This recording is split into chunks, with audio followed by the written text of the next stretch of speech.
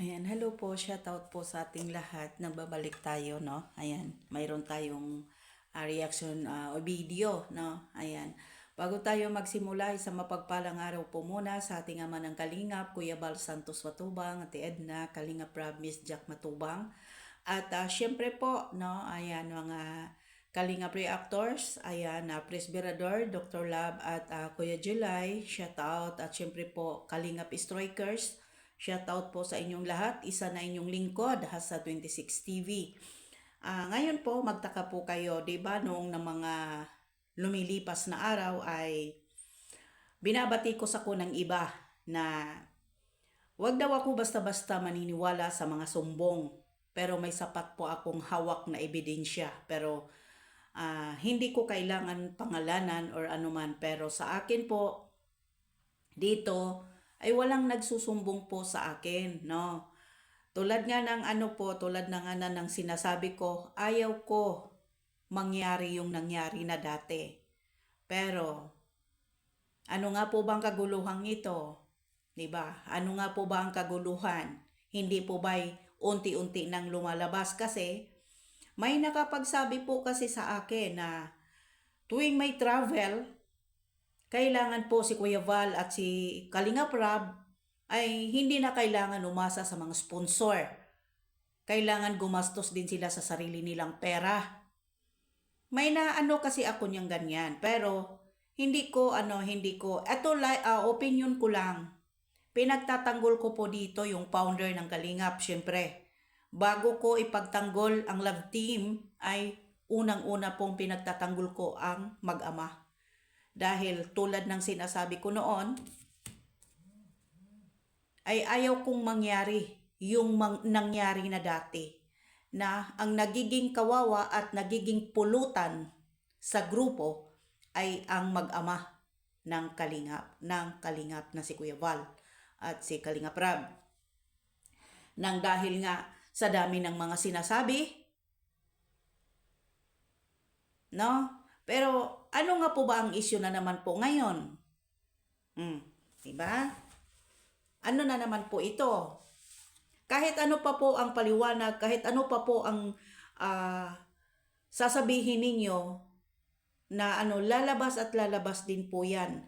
Walang usok na hindi gumagapang at maghahanap ng butas para siya ay makalabas. Hindi ba? Ngayon, tinatanong ninyo ako dati, i-confirm. No. Pero bakit nga po ba hindi na nanggaling sa akin, lumalabas pa rin? Lumalabas pa rin ang issue. Involved dito yung mga grupo-grupo. Kaya nga tulad ng sinasabi ni Presbyrador, huwag tayo gumawa ng grupo-grupo kung ikakasira lang din naman po kay Kuya Val at kay Kalinga Prab. Dahil ang sinusuportahan po ninyo talaga ay iisa lang. Hindi naman po talaga ninyo sinusuportahan ang Kalingap. Hindi ba? Real talk.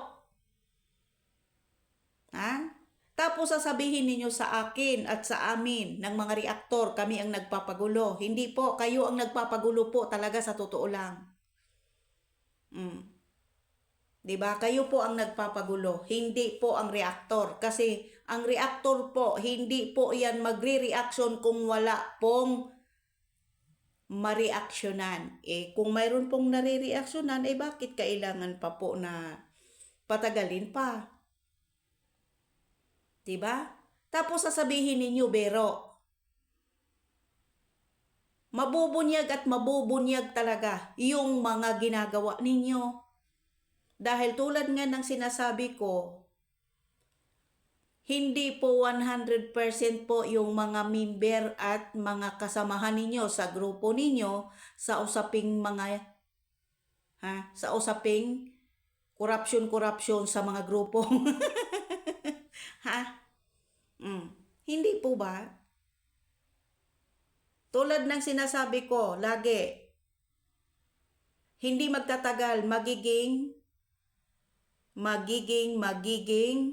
katulad din ito ng dati na magiging usapin ang mag-ama. Tulad ng nasabi ko noon, bakit si Kuya Bal at si Kalingap Rab ginawang pulutan at sabi biro? May ebidensya ako na nagpapatunay na si Kuya Bal at si Kalingap Rab ang ginawa niyong pulutan sa grupo ninyo, sabi nga ay biro lang.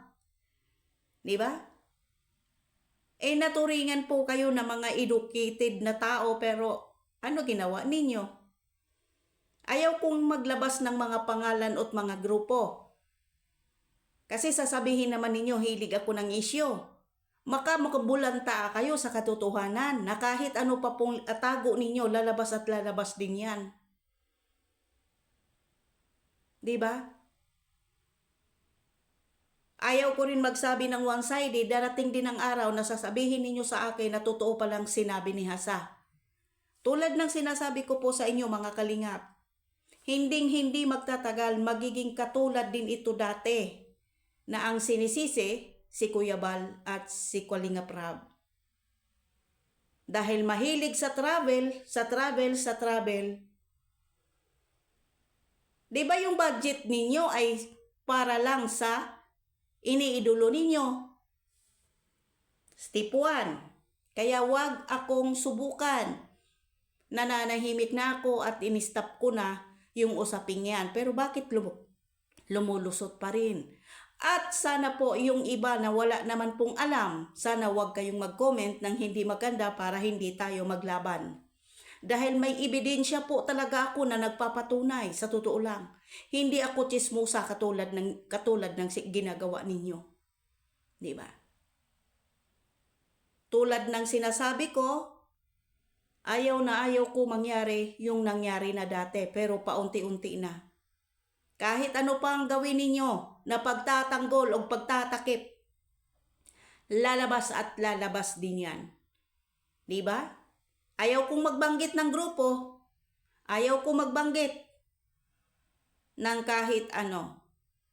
Bato-bato sa langit ang matamaan, huwag magalit, pero may nagalit na sa akin.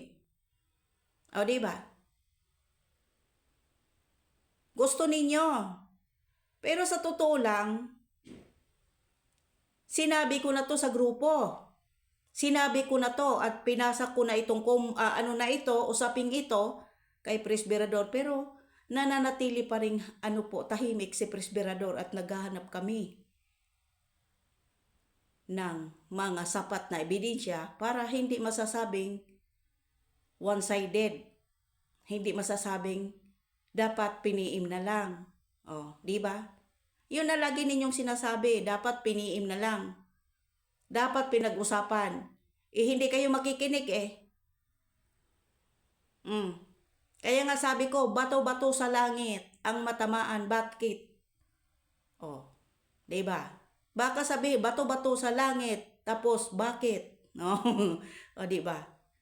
Mapapahiya talaga kayo, sinasabi ko sa inyo. May sapat kami. Isa na, kunting-kunti na lang. Yan lang ang sabi ko sa inyo. Kahit pa po ay nag-iingat kayo ngayon.